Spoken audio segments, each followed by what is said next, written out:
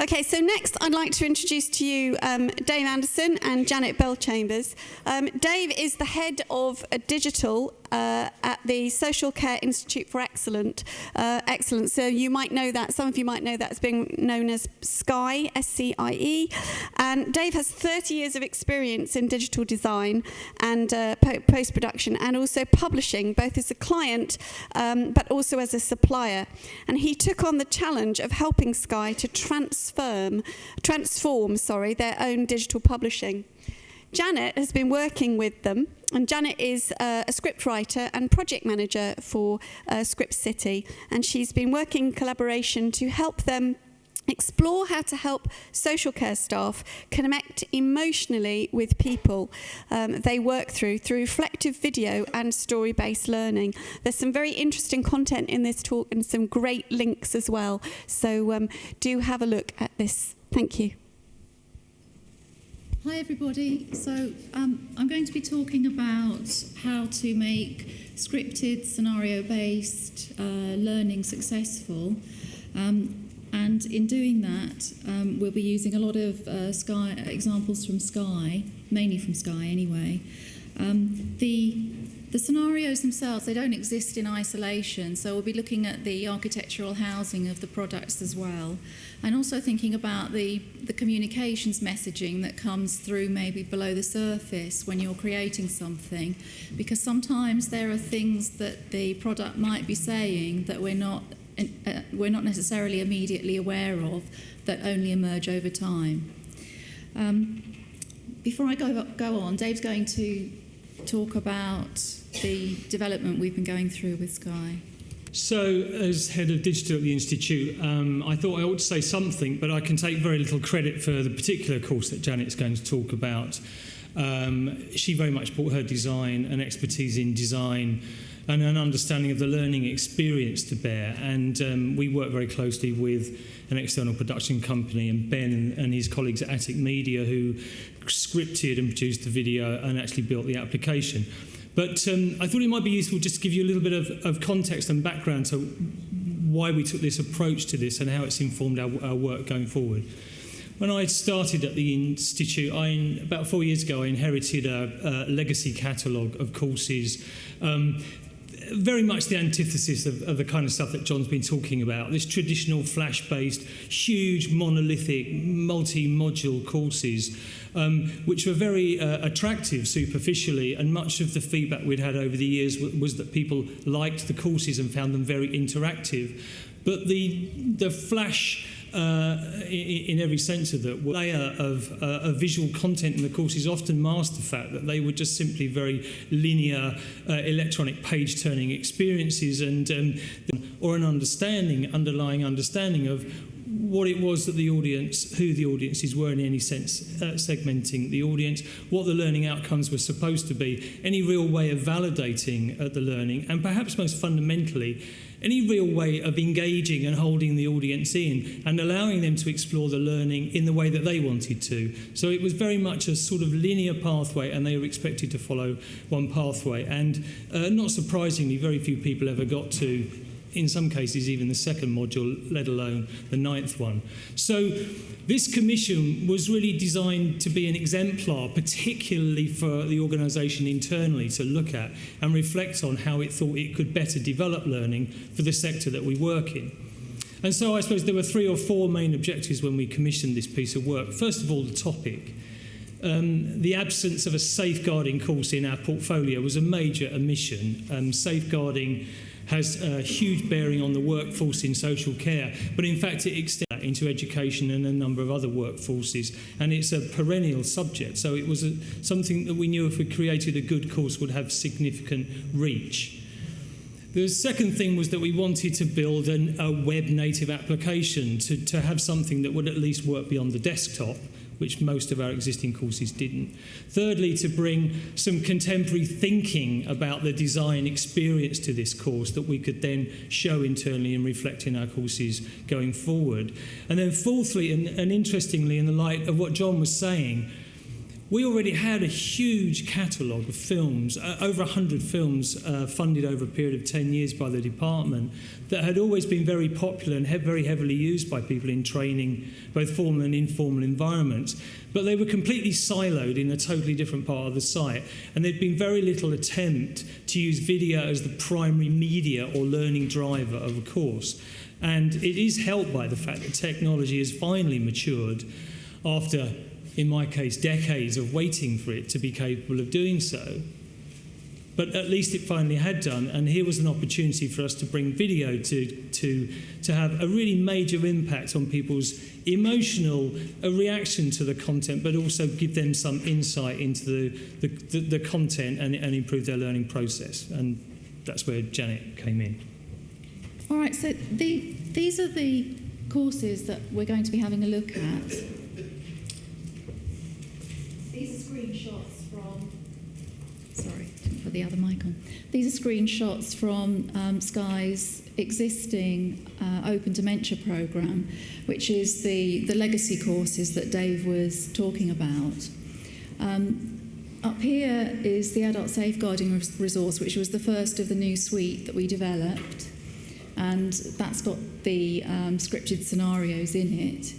And the one in the far right-hand corner, I've included that because that one's about one-page profiles, or how to create a personal profile to use to get to know the people that you work with, and to use as a way to uncover people's values and to see, really, for people to express how they'd like to be supported when they're having a really bad day. So it gets into the kinds of conversations that people don't normally have in the workplace. And this was developed for the social care workforce, but it has application for every different type of organisation. If I don't actually have time to demonstrate that one, then please have a look at it, because you might find it useful. There's the bit.ly link there. Anyway, we'll start with the legacy courses, and I'll just give you a demo of a few of the screens. Okay, so this, when I was first looking at these, it just struck me that there was some really good content in here that was raising awareness about dementia, what it's like to have the condition, but it was content that was just largely sort of multimediaized in a set of screens. It took factual content, or it took an idea about helping people to relate to people with dementia, and it just multimediaized it on a particular screen. But there was no real through line from that content into what was actually happening in the workplace, for example, between people working as care and support assistants and the people that they were working with in care homes, for example. So here you can see it's text and images. And there were the traditional multimedia exercises like this one. It's got drag and drops in it.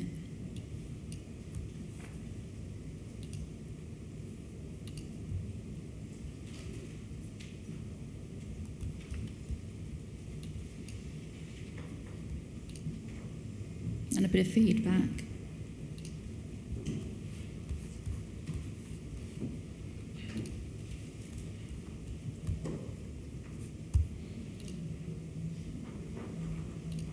Okay, we're back to more text and images and video.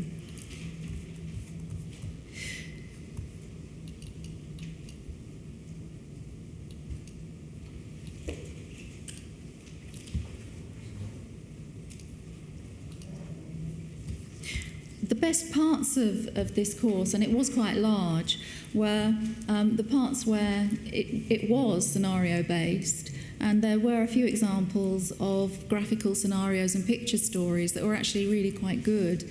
And in the new e-learning that we're evolving at the moment with King's College London, we're actually transferring some of these original sequences. But we're taking the whole course, and making it much more related to what's happening in the workplace. Okay, let's have a look at the adult safeguarding resource now. So this one was was very much a collaboration between SCIE's experts, other subject experts, people who use safeguarding services. There were really a lot of stakeholders who were all feeding into the development process. So we started by creating scenarios and developing scripts, and we'd pass the scripts on to the stakeholders and find out what they really thought about them. And throughout that process, we were constantly making quite a lot of changes.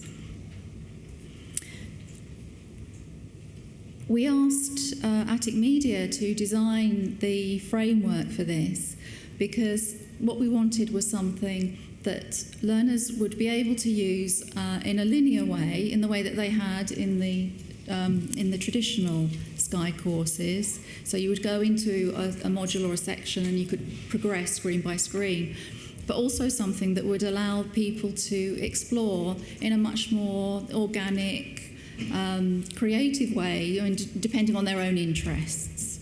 Because we know from the research that we've done that is how some of the people like to be using the resources. And sometimes the trainers like to use them as well, and they wanted to be able to have a way to find particular topic areas that was much easier for them to be much more accessible. So what we have is a tab-based structure. We housed the life stories that we created, which were the dramatised scenarios, in one part of the resource on a set of tabs, and they're divided into two different stories.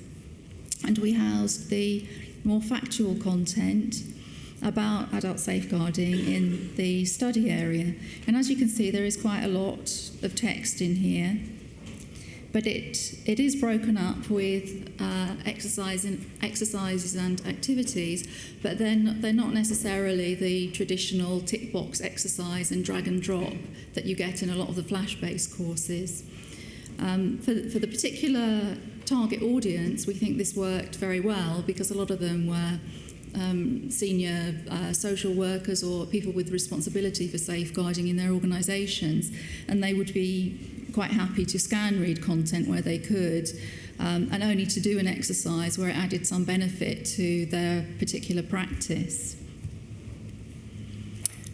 So going back to the life stories, what you're seeing at the moment, this is Darren's story, and Darren was a young man with unspecified learning difficulties. You can explore his story in a sequential way, so the key drama scenarios are numbered. But if you want to go into a particular topic in here, to look at something, for example, on disclosure of abuse, then you can go straight into that. So let's click on that and see what happens. So this opens the page with the video that describes the theme of what the clip is about. I'm just going to play a little bit of this for you.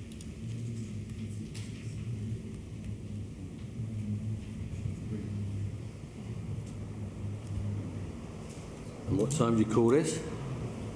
It is 9:14. What time are you supposed to be here, Darren? 8:45. The garage opens at 9. I have to be here for the first customer. So you can see Darren's late for work, and his boss is going to try and find out why. And the wider issue is, the wider question is Darren being abused? I'm trying to be... Okay, so Kareem took it. He bought a PlayStation and new clothes. I haven't got the money. I'm saving up. Well, which is it, son? You haven't got the money, or are you saving up? I don't know. Neither makes sense to me. The thing is, you've got to get to work on time. And it's not like we don't pay you enough for the bus fare. I haven't got the money. Kareem took it. Okay, so Kareem took it. He bought a PlayStation and new clothes, and he takes the money from my room. He says he'll pay me back, but he hasn't got a job at the cafe. Girlfriend's me in trouble. I have to pay the rent, and I don't have any money left for the bus. I hide my money, but Kareem finds it. They all go in my room. Hey, look, slow down. Keep calm. Well, there's clearly a lot going on. Maybe you should talk to somebody about it? Okay, so Darren's boss doesn't actually quite know how to deal with the situation, and why would he? Because he's a member of the public. He probably wouldn't know what to do. He'd probably go home and talk to his wife about it. But for the professionals, what we wanted to do was create scenarios that would draw them into the content, and then they would. Well, the idea was that they would be intrigued by the storyline, and that would make the content, the more factual content in the study area, more digestible. They'd be more receptive to going and actually finding out about it. So from this screen, you can actually go straight into the study area, and this is the content on how to respond in a situation of disclosure, and you can see the same video is presented here.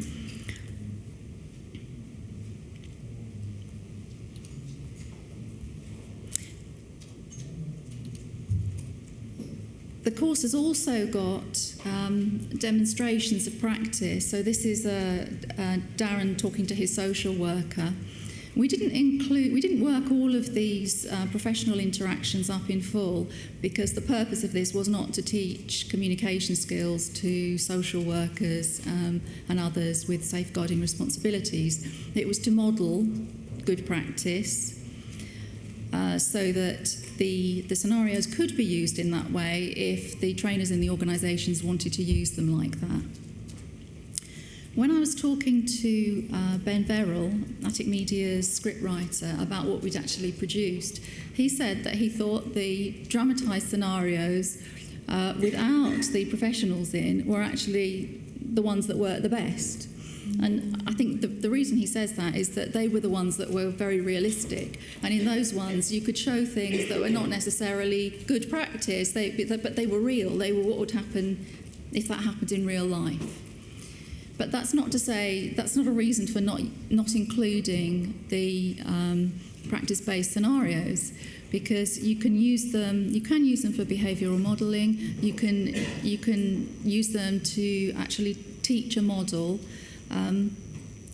And it takes quite a long time to get those right, and for that reason, it's really important that the people that are on the team are really up for the collaborative process that takes place, and up for the fact that when they're actually putting their model into something that actually happens in real life, that perhaps their model is going to change and they'll want to adjust it a little bit.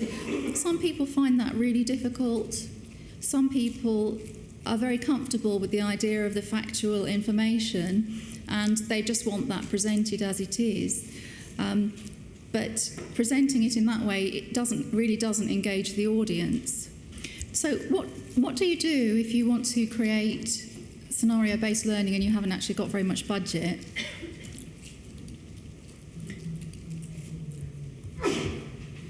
This is one thing you can do, and forgive my terrible drawing, I'm not an artist. This is a concept graphic from something that I worked on a few years ago. I was asked by an American company that were selling their courses very well in America to have a look at one of their courses, because it just wasn't selling here or in the rest of Europe. And it was about anti-bribery and corruption. And when I looked at it, there were a lot of statements with the word should in them.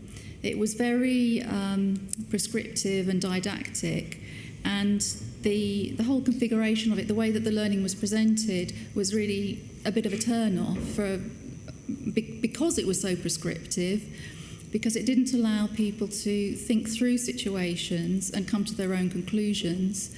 And it was all, there was an undercurrent in it as well. It was kind of suggesting that people in the West are very moral and ethical, whereas those people in other parts of the world where there is a lot of bribery and corruption taking place, they're actually not very ethical at all, when in fact that is probably, well, certainly not the case. It's just that the way that their particular values are expressed is slightly different in different parts of the world. So we turned it around and tried to turn it into a course that presented the information in a way that essentially respected all parties. So I don't know if you can... How am I doing for time? Am I nearly out?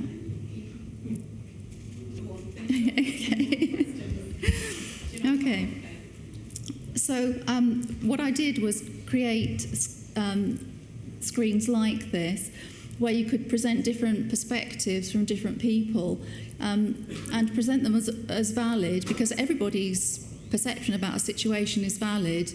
And I think most people, when they look at that, can navigate the moral maze or the ethical dilemma if you just give them some guidelines to be working with about things like the corporate limit on how much you would spend on a gift that you're going to give to somebody.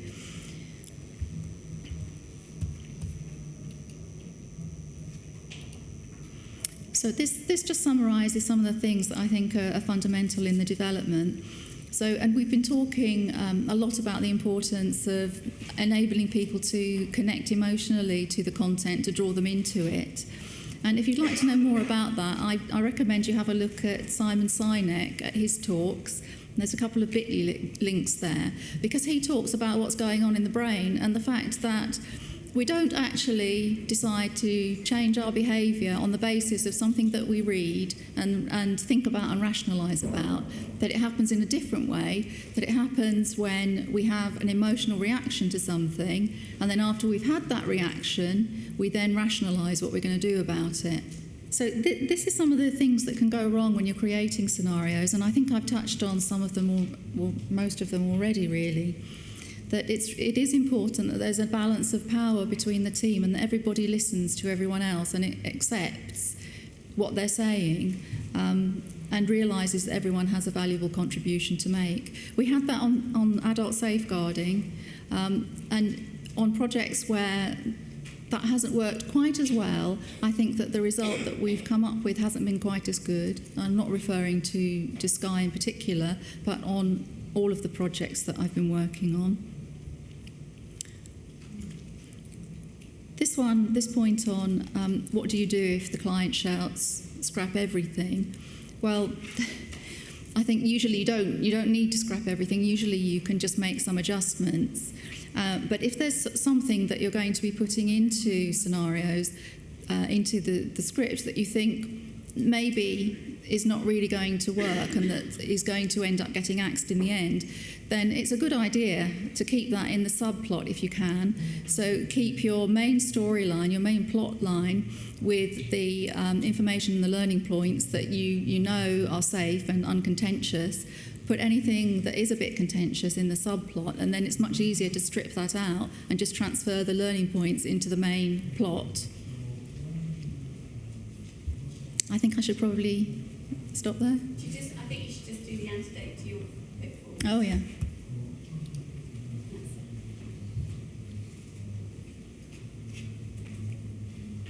Do you just want to talk us through those, Janet? Okay. So if you have someone on the team who has very fixed ideas about their content and the way that it should be presented, sometimes it's helpful to bring in other people, other stakeholders. So, for example, at SCIE, we have the co-production network, and SCIE have really strong links with all sorts of organisations and people across the sector.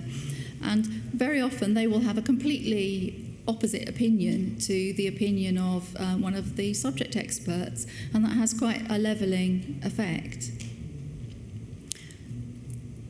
If some people in the team are very, very uncomfortable with the process, which they can be, I think you can talk to them about that creative process and make it clear from the beginning that you're going to, it may be a case when you're developing the script, it may be 2 steps forward and 1 step back, but you'll get to a point where everyone's comfortable with what you've created and you can sign that off and then you can build it.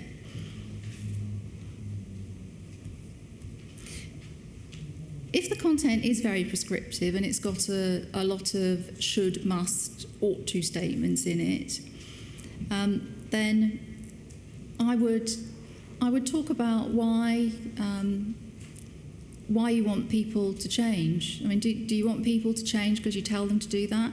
Or do you really want people to change what they're doing because they feel it in themselves that they want to do that?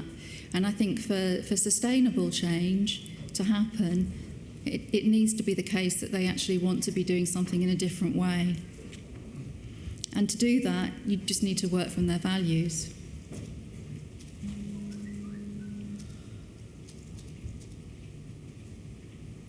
And finally, on sub-messages and communications, it is important to talk those through and to pass the script around to as many different people as possible to see if they notice something that you don't. And I think that's all I have to say. Okay, thank you, Janet. Does anybody have a question for Janet or Dave that they'd like to take now?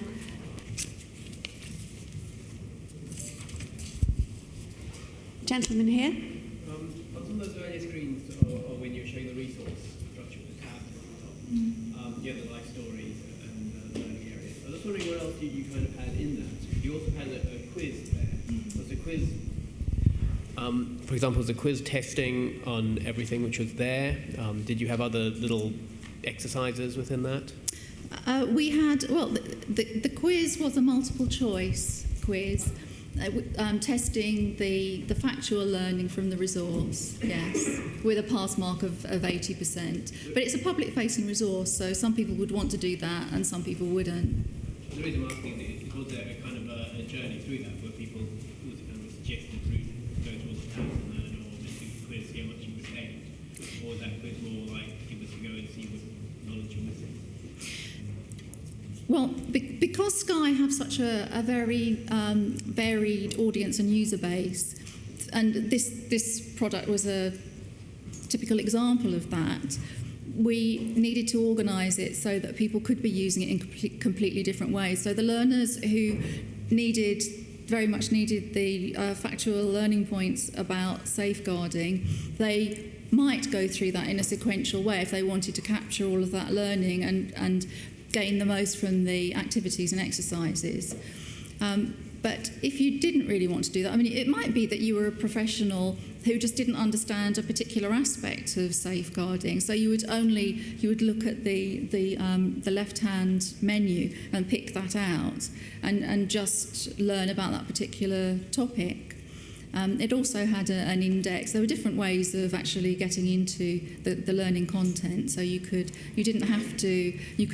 go in through the life stories or the content in the study area or the extra information or the index. Did you retain any of the elements from the previous e-learning? We didn't have the adult safeguarding course was the first one on that topic. So we actually, our subject expert was writing the content that was going to go into the study area at the same time that we were devising the videoed scenarios that were going into the life stories area.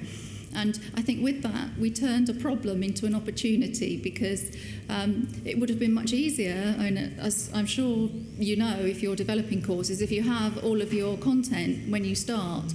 If you don't, you have to find a way around that. And I think that worked because there are links from the videos in the life stories area into the content and back out of the content. So the two parts of it are kind of meshed together.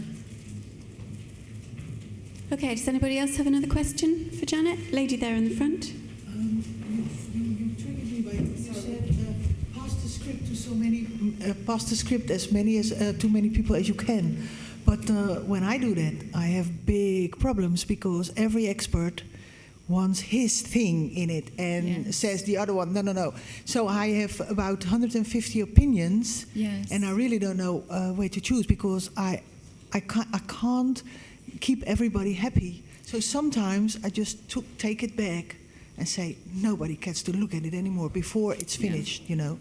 How do you do that? Because I work in the health and welfare business. Right. So Yes, it can be difficult because, as you say, everybody does have a strong opinion when they see something.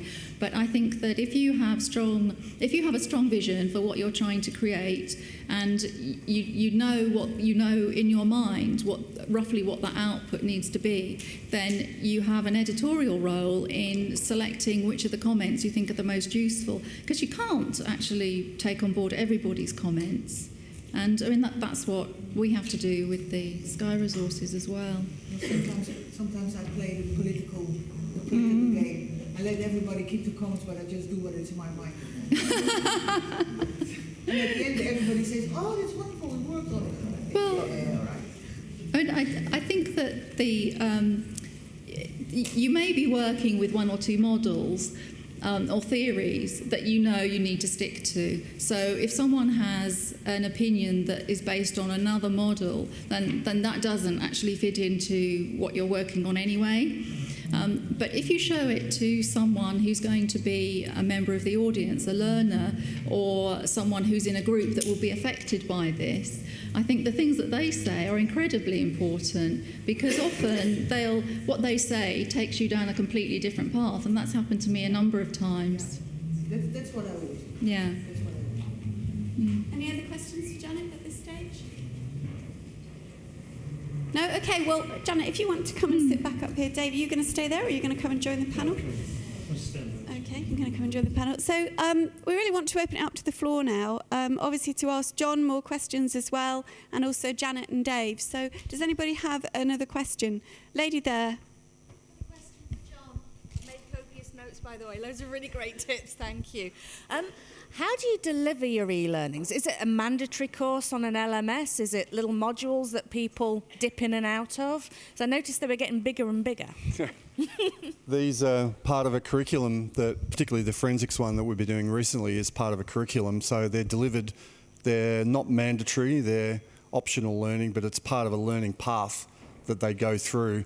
The one that we've just done is the second phase of it. The 5 subject matter experts, a build team, a video team, 2 e-learns, 2 months. The one that we've just started now is 10 subject matter experts, 2 build teams, 2 video teams, 6 e-learns, 3 months. Wish me luck.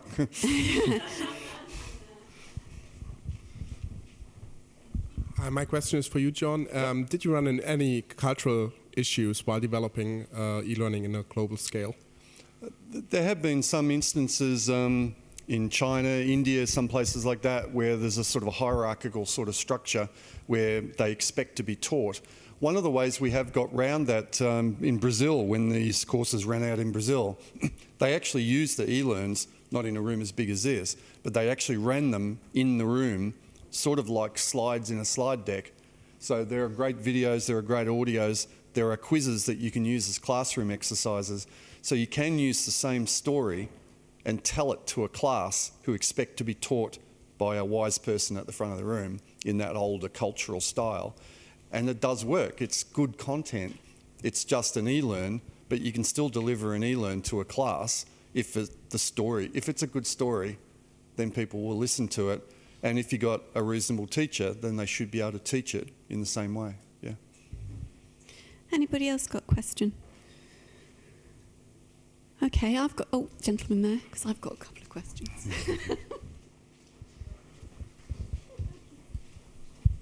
It's for John.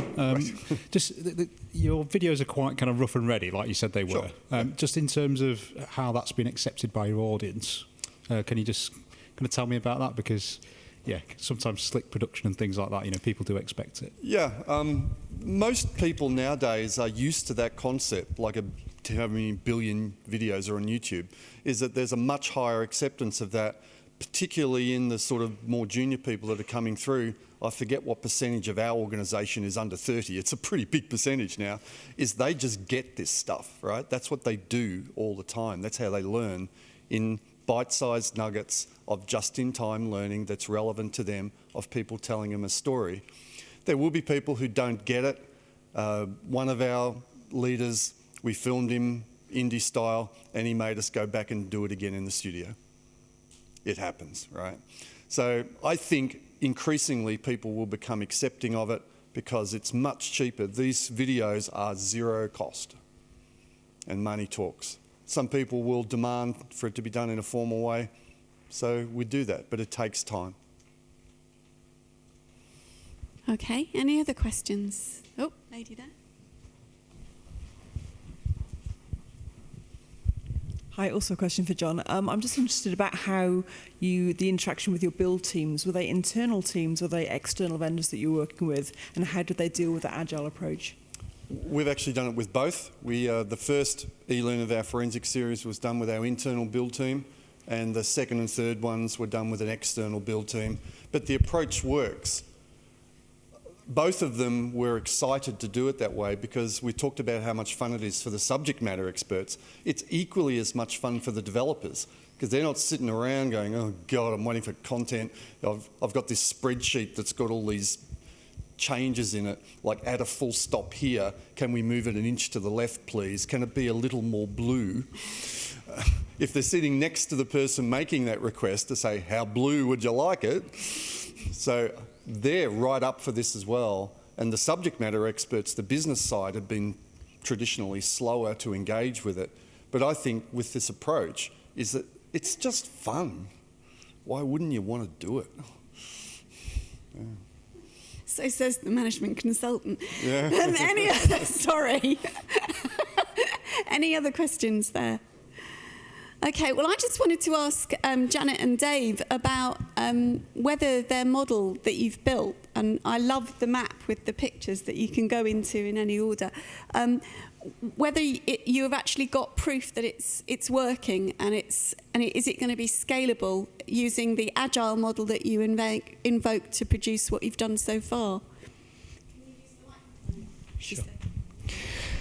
As I said at the beginning, this was very much an exemplar for us to use internally, as well as being a fully finished course to deliver externally. And it's taken us a little while, but yes, in the last couple of years, we've evolved our thinking both at a development level, at a design level, and at a delivery level. So, in no particular order, we've moved away from entirely externally commissioning our work to building our own internal solution, as well as using a middleware platform, Articulate, which is very widespread used in the industry. And that gives us, from a build and capacity perspective, much more scalability in terms of what we can do. And I think making a course like this and showing that courses don't have to be big to be good, that courses don't have to be follow a particular kind of pattern to be legitimate, that courses are used in a variety of different ways, has also stimulated different thinking about the way we deliver stuff. There's been a real challenge, quite legitimately, from both our funders and from training managers and from people internally to look at evaluating impact in some sort of meaningful way. The point at which we developed this course, there was no requirement for end users to even register to use our courses, so we had very little data on end usage. And actually, if you look across the entire history of e-learning development, there aren't that many examples of formal, proper independent evaluation. So the course that Janet mentioned that we're developing around dementia at the moment, we've taken a lot of the learning from this safeguarding course. We're building a new course at the moment. It's going to still remain predominantly video driven, but we're working with King's and King's College, and we're going through a highly formal independent evaluation of that course alongside the old course, and a kind of middle group of people who are using part of the course and support to genuinely try and evaluate the actual impact that this kind of learning can have, not just on somebody's knowledge, not just on how much they know about stuff, but how much it actually impacts on their insight and changes meaningfully their ability to improve and do their jobs in a fundamentally different way. Thank you. Does anybody have any other questions for any of the panel? Gentlemen there.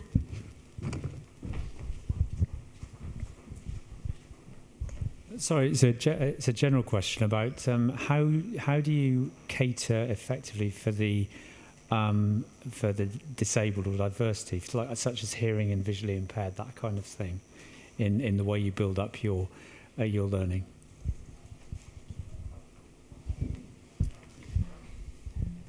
Yeah, it's very important that our content on our site generally, as well as our learning, is as accessible as possible.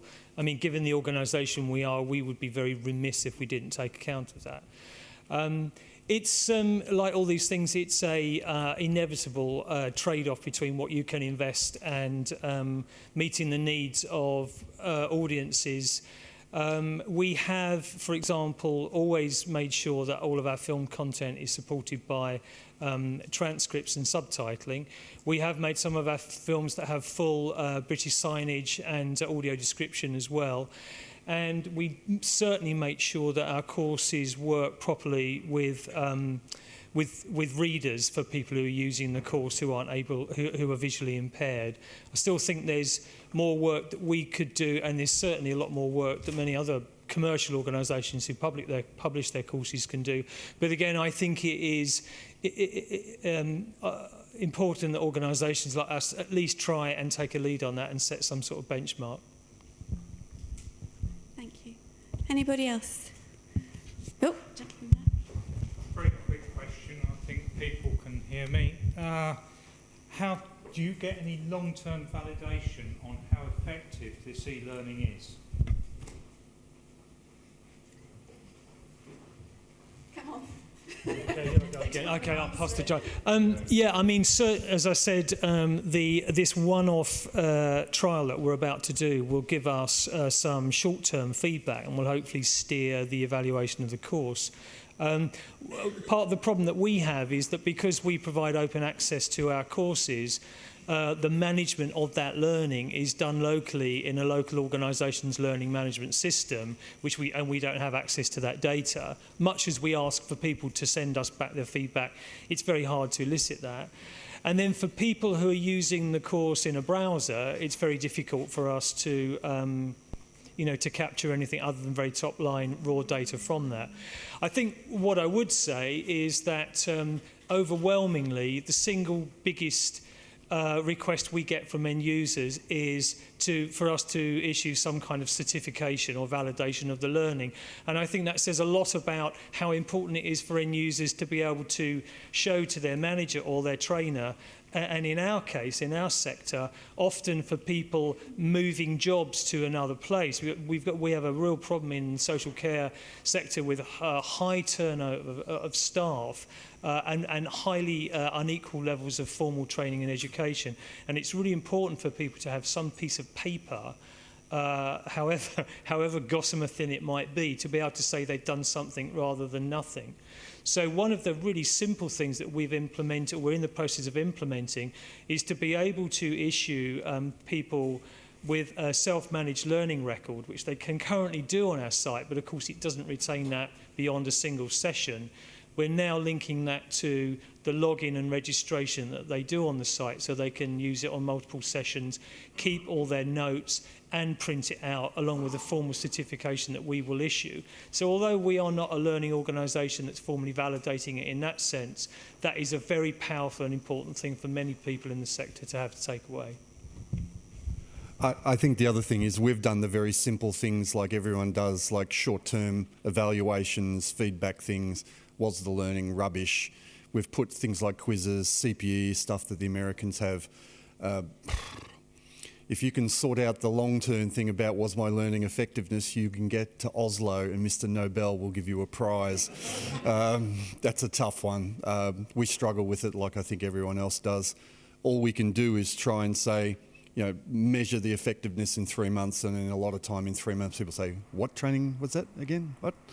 So one of the things why we're moving to this bite-sized learning nuggets type thing is you learn in the moment, and then if you need in 3 months' time to review it, then you can bring it back and relearn it again. And that's one of the approaches we're taking, which is why we're trying to get this bite-sized stuff out quicker. Great, thank you, John. Okay, well, if we're on time, I'm sure you'll want to go and get a cup of coffee or a tea or a biscuit or something now. So it's just down to me to say thank you to... Oh.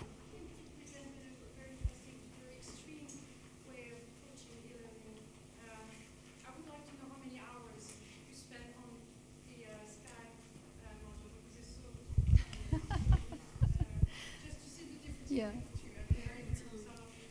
Okay, it took a long time to develop. I'd say that there was a very, very intensive 6 months in getting all the scripting together, and then another few months of building. Okay, thank you. So thank you very much to Dave and to Janet and to John McCormack. And